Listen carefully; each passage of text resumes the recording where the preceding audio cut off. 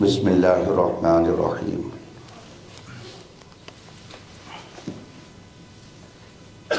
اس بات کو اتنا طول نہیں دینا چاہیے تھا کہ حضور صلی اللہ علیہ وسلم نے مناظرہ کیا اور حضرت ابراہیم علیہ الصلاۃ والتسلیم نے مناظرہ کیا، اس لیے کہ بات یہ طے ہو چکی ہے کہ اصول مناظرہ کی روشنی میں مناظرہ ہوگا،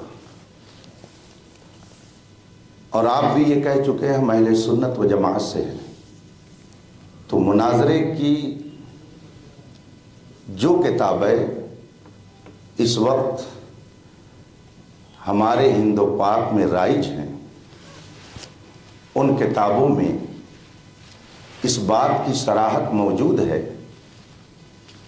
کہ جب مناظرہ ہوگا تو اس کا مطلب یہ ہے کہ دونوں فریق کے لوگوں کا ہم پلہ ہونا ضروری ہے۔ اگر ہم پلہ نہیں ہوں گے تو وہ مناظرہ بجائے مناظرہ کے یا تو مقابرہ ہو جائے گا یا مجادلہ ہو جائے گا۔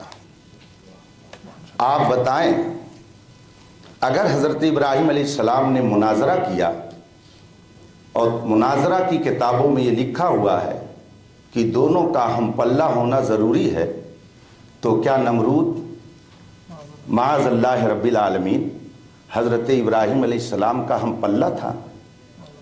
کیا فرعون حضرت موسیٰ علیہ الصلاۃ والتسلیم کا ہم پلہ تھا؟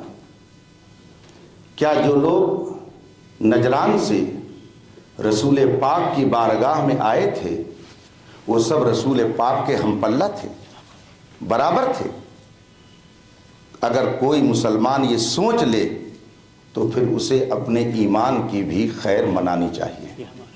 اس لیے آپ نے پتہ نہیں کہاں سے یہ جان لیا کہ انہوں نے مناظرہ کیا۔ آپ سے میں گزارش کروں گا کہ آپ حضرت ابراہیم علیہ الصلاۃ والتسلیم کے بارے میں فرما رہے ہیں کہ انہوں نے نمرود سے مناظرہ کیا۔ ناظرہ یناظرو، مناظرہ باب مفعلت سے ہے۔ کیا قرآن کریم میں حضرت ابراہیم علیہ السلام کے واقعے میں ناظرہ کا ذکر ہے؟ یا حضرت سیدنا موسیٰ علیہ الصلاۃ والتسلیم نے جو فرعون کے سامنے جا کر کے گفتگو کی اس میں مناظرہ یا ناظرہ یا یناظرو کا کلمہ ہے؟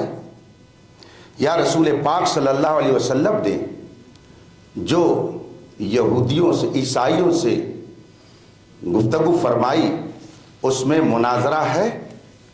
آپ نے گویا قرآن کریم پر تہمت لگا دی، اتہام آپ نے رکھ دیا، اس لیے کہ جو لفظ قرآن میں نہیں ہے آپ نے اپنی طرف سے اسے شامل کر دیا۔ یہ بہت عجیب بات ہے۔ مناظرہ کی یہ کتاب ہے، آپ کا کیا نام محترم؟ شفیق۔ آئیے میرے پاس آ جائیے، آ جائیے، آپ بھی آ جائیے، اور دونوں حضرات یہ ان کے پاس لے جائیں، اور ان سے میری یہ گزارش ہے کہ وہ اس مناظرے کی تعریف کو ان سے معلوم کر کے یہ بتائیں، وہ ہم سب کو سمجھائیں کہ اس کا معنی کیا ہوتا ہے۔ یہاں سے کہیے کہ وہ سمجھائیں اس کو۔ یہ مناظرے کی کتاب ہے۔ میں اپنی گفتگو کو ختم کرتا ہوں۔ آپ اس کو لے جائیے، میں جواب دوں گا۔ نہیں، مجھے کتاب نہیں چاہیے، آپ لے جائیے، وہاں رکھ دیجیے۔ ایسا نہیں ہوتا ہے مناظرہ، یا اصول مناظرہ ایسا نہیں طے ہوتے ہیں۔ ہم بتائیں گے کیسے طے ہوتے ہیں۔ آپ بتائیں۔ ہم بتائیے۔ جی بتائیں گے، بالکل بتائیں گے، اسی لیے تو آئے ہیں۔ چونکہ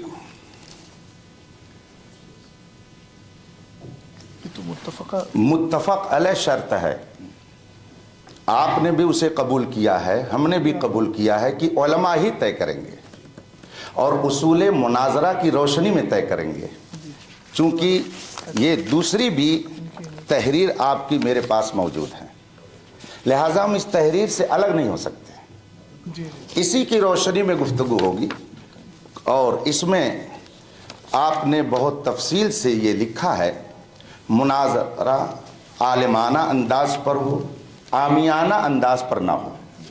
تو عالمانہ کا مطلب کیا ہے؟ جو اصول ہیں کتابوں میں، جو اصول متعین ہیں، ان کی روشنی میں ہوگا۔ آپ نے خود اس کو لکھا ہے۔ پھر آگے آپ نے یہ بھی لکھا ہے کہ نرمی اور محبت اور پیار کے ساتھ ہو، سخت لب و لہجہ نہ ہو۔ یہ خود آپ نے اس کے اندر تحریر کیا ہے اور دونوں فریق نے اس کو مانا ہے۔ تو عالمانہ انداز پہ مناظرے کا مطلب یہ نہیں ہوتا ہے کہ آپ کے سامنے اگر ہم نے کوئی بات رکھی ہے تو آپ اس کو یوں ہی نظر انداز کر دیں۔ آپ کو میں نے اصول مناظرہ کی جو کتاب پڑھی اور پڑھائی جاتی ہے، اپنے گھر کی بات نہیں کہی تھی، میں نے سب کو سنانے کے لیے کہا تھا تاکہ سب لوگ جان لیں۔